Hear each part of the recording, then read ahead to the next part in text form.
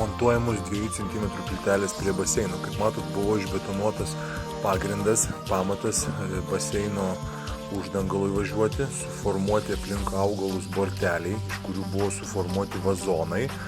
Po to eigoje buvo paruoštas pagrindas, ant kurio bus dedamos plytelės. Kaip matot, buvo naudojamos reguliuojamos atramos su aliuminio karkasu. Taip buvo suformuotas terasos konstruktyvas, ant kurio buvo sumontuotos 2 cm storio akmens masės plytelės. Plytelės buvo montuojamos ant specialių laikiklių, kurie tvirtinasi ant aliuminio karkaso. Kaip matot, suformuotos ir laiptų pakopos, tie patys vazonai, kurie apdirbti plytelėm, ir labai gražiai prisivedė visos plytelės prie visų rėmų ir prie pačio baseino. Kaip matot, rezultatas iš tikrųjų puikus. Atsirado tiek vazonai, tiek įsileido bėgeliai, kurių pagalba važinėja pats baseino uždangalas. Plytelė susidėjo, tarp plytelių yra 3 mm tarpas, per kurį nubėga vanduo.